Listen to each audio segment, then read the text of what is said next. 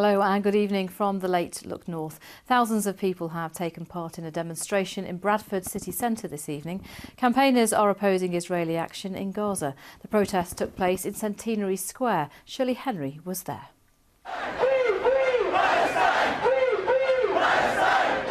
Centenary Square, Bradford. Thousands gathered to demonstrate against Israel's airstrikes in Gaza. Organisers say innocent people are being killed.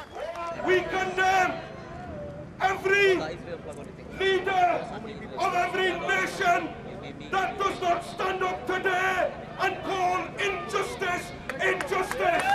Wherever we are in the world, Muslims will feel the pain of another Muslim. I'm a Pakistani origin, but British passport holder. I've been in Britain all my life, but I feel the pain, like the thousands of people you see here in this square today. They feel the pain of those innocent people. There was also unhappiness about the media's coverage of the conflict. Israel says it's warned residents in northern Gaza to evacuate as it prepares to launch fresh airstrikes. They've said they don't want to hurt civilians and are targeting Hamas militants and terror sites.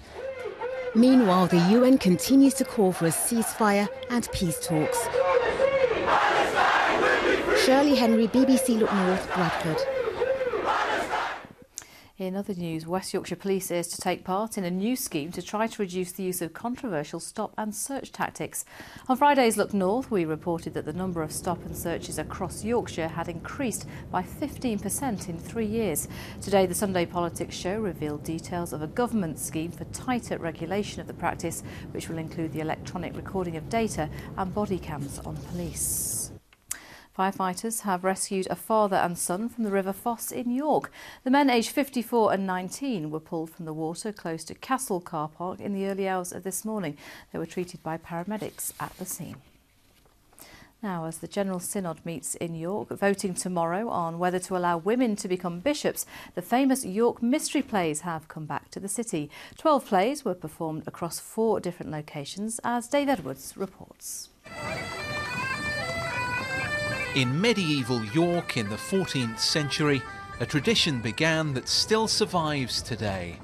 Parading through the streets on wagons, actors would stop at 12 playing stations and tell the Christian story of the world, from creation to the Last Judgment. In altissimis habito, in highest heaven my home have I. Today, the number of venues is down to a more manageable 4, but very little else has changed.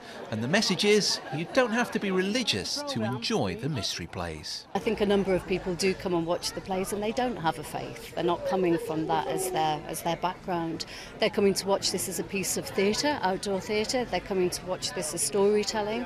They're coming to watch this because it's deeply connected to the heritage of York, the place that they live or that they're visiting. Famous names have been involved in the mystery plays down the years. Christopher Timothy in the role of Christ in 1980, and then the memorable moment in 1996 when God was played by a woman.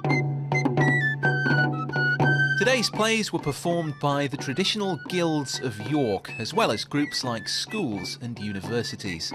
And if you missed them, don't worry, they'll be back in York again next Sunday. Dave Edwards, BBC Look North. Now, we've had a lovely weekend of weather. Let's see what tomorrow has in store with Corsa. Good evening. Well, it's been a largely dry evening, though we have seen some showers further towards the east, and we'll continue to see these for a time, before all becoming drier tonight with some clearer skies further towards the west. This will allow temperatures to fall in more rural spots, perhaps down to single figures, but for most around 13 Celsius as our low. But we lose the humidity tonight, a much easier night to sleep in, and then for tomorrow, plenty in the way of sunshine for the morning. But as we look ahead to the afternoon, more in the way of cloud pushing in from the west, and later we'll see some outbreaks of rain. Still feeling warm though, temperatures at 21, maybe 22 degrees. Feeling quite pleasant in the sunshine. A wet night Monday night, then drier on Tuesday. That's it from all the late team here. We'll be back with the breakfast news not long to go, around 6 hours. Claire Frisbee will be here from 6:25. Have a very good evening and we'll see you again very soon. Goodbye.